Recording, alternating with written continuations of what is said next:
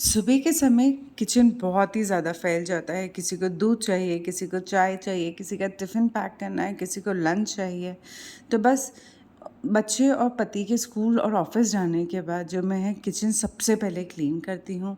जो भी दूध को बॉयल करना है, वेजिटेबल्स की डिलीवरी है, ये यूटेंसिल्स वॉश करने हैं, गैस का स्टोव क्लीन करना है, ये मुझे बेस्ट टाइम लगता है किचन को डीप क्लीन करने के लिए।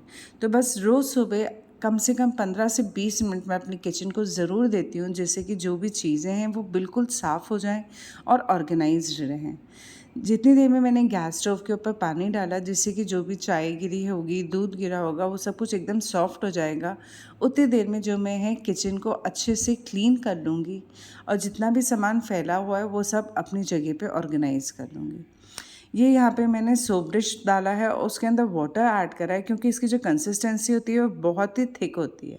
छोटी-छोटी सी चीज़ें आप भी अपनी लाइफ में इम्प्लीमेंट कर सकते हैं, इससे आप पैसे और टाइम दोनों बचा सकते हैं। चलिए, जितनी देर में हमने किचन को समेटा, उतनी देर में जो हमारा गैस स्टोव है वो भी पानी में थोड़ा-सा गीला हो गया था, तो अब उसको हम बहुत ही ईज़िली इस तरीके से क्लीन कर लेंगे। मैं अपनी किचन में इंडक्शन बेस को भी काफ़ी ज़्यादा यूज़ करती हूँ, तो मैं उसको यहाँ पर क्लीन करने के लिए सोप लगा के छोड़ दूँगी। किचन का बैकस्प्लैश और जो स्लैब होता है वो भी काफ़ी ज़्यादा गंदा हो जाता है, क्योंकि जल्दी-जल्दी में छींटें आ ही जाती हैं। तो अगर आप रोज़ 5 मिनट भी इसको दे दें, तो आपका जो किचन का बैकस्प्लैश और स्लैब है और जो आपके सारे स्विच बोर्ड्स वगैरह है ना, वो सब कभी गंदे नहीं होंगे। अगर आप मॉर्निंग में ही अपनी किचन को डीप क्लीन कर लोगे, तो आपका जो पूरा दिन है ना, वो काफ़ी ज़्यादा मोटिवेटेड और रहता है अच्छा, जो कि आपको अच्छा खाना बनाने का मन करता है और काफ़ी अच्छी फीलिंग भी आती है। मेरे इंडक्शन बेस को डीप क्लीन करे हुए मुझे बहुत ही ज़्यादा टाइम हो गया था, तो मैंने सोचा चलिए आज जो उसके नीचे फ़ैन होता है ना, उसको भी क्लीन कर लें। उसमें बहुत ही ज़्यादा डर्ट इकट्ठी हो गई थी, आप देख सकते हैं यहाँ पर।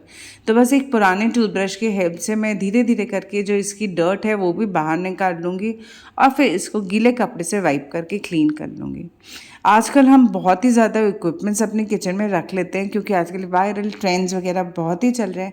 अगर आप भी इन सब चक्करों में पड़ जाते हो, तो प्लीज़ मैं आपसे रिक्वेस्ट करूँगी, जो भी चीज़ आपके काम में आती है उसी को ही खरीदें। फालतू अपनी किचन में सामान को भरने का कोई मतलब नहीं है। ये देखिए, पुराने टूथब्रश की हेल्प से जो मैं किचन के गैस स्टोव के नॉब्स होते हैं उसको भी मैं यहाँ पर क्लीन कर लूँगी। ये बहुत ही ईज़िली इससे क्लीन हो जाता है। अभी थोड़े ही दिन पहले मैंने अपने सिंक के साथ में ये अटैचमेंट ख़रीदा था। ये बहुत ही यूज़फुल है। इसको आप एक्सटेंड करके अपने सिंक पे एडजस्ट कर सकते हो और यूटेंसिल्स को वॉश करने के ऊपर इसको टिका सकते हो। जितना भी एक्सेस वाटर होता है वो अंदर ही ड्रेन हो जाता है और जो आपका स्लैब है ना, वो बिल्कुल गंदा नहीं होता। अपने और किचन ऑर्गेनाइज़र्स के अंदर मैं इस तरीके से लाइनर्स लगा के रखती हूँ, जिससे कि जो भी गंदा कचरा, छोटा-मोटा जो भी डर्ट आती है वो इस पर ही आती है और जो आपके ऑर्गेनाइज़र्स होते हैं वो थोड़े लंबे टाइम तक चलते हैं। बस इन लाइनर्स को इस तरीके से वॉश करके ड्राई कर लीजिए और ये रीयूज़ करने के लिए रेडी हो जाते हैं। किचन के ऑर्गेनाइज़र्स के अंदर हम जो ये बॉक्सेस होते हैं इनको ओपन करके रखते हैं, तो इनमें गंदगी ऊपर जल्दी चिपक जाती है। तो अगर आप डेली भी इसको 2 सेकंड क्लीन कर देंगे, तो जो आपके यूटेंसिल्स और स्लैब है वो एकदम चमकता रहेगा और किचन एकदम नए की तरह चमकती रहेगी। बस छोटी-छोटी सी हैबिट्स जो हैं वो डेवलप करनी पड़ती हैं, जिससे कि आपका घर ऑर्गेनाइज़ रहे। एक बार ऑर्गेनाइज़ करने से कुछ नहीं होता, आपको उसको मेंटेन करके रखना पड़ता है। ये देखिए, दूसरी जगह मैंने अपना ये किचन का फ़ैन रखा हुआ था, साथ में स्पैचुला, कूटने वाला और ये जग, ये सब छोटी-छोटी चीज़ें जो होती हैं वो रेगुलर किचन में काम में आती रहती हैं। और अगर आप चाहे क्रेट रखें, चाहे कुछ भी रखें, वो इस तरीके से गंदी हो ही जाती है। बार-बार चीज़ें खरीदना पॉसिबल नहीं हो पाता, इसलिए उसी की देख-रेख करना, उसी का संभाल करना बहुत ही ज़्यादा ज़रूरी होता है।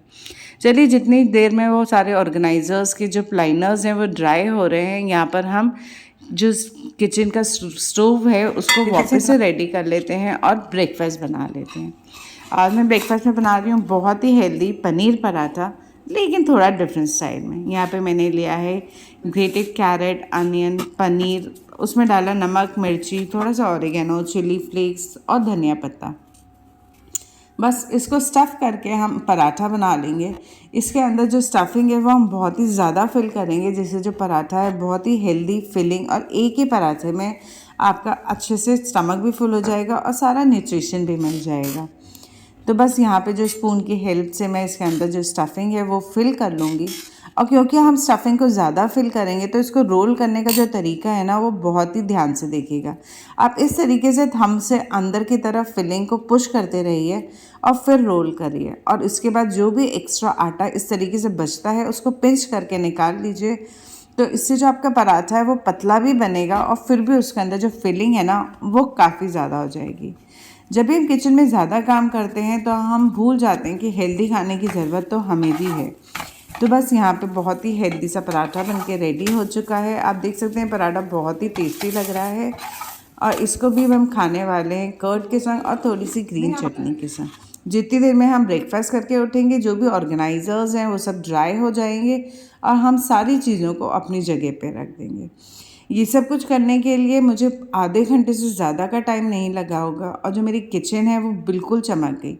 इसी तरीके से आप भी धीरे धीरे जब भी किचन में थोड़े फ्री हो, थोड़ा सब्ज़ी कुक हो रही हो, आपका 5 मिनट है तो एक शेल्फ़ क्लीन कर ली। इस तरीके की छोटी छोटी सी हैबिट्स अगर आप डेवलप करते हैं तो जो आपकी किचन है, आपका घर है, काफ़ी ज़्यादा ऑर्गेनाइज रहता है।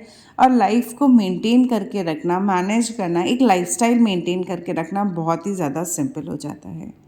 अगर आपको मेरी वीडियो अच्छी लगी हो तो मेरे चैनल को लाइक, शेयर और सब्सक्राइब करना ना भूलें। Thank you so much for watching.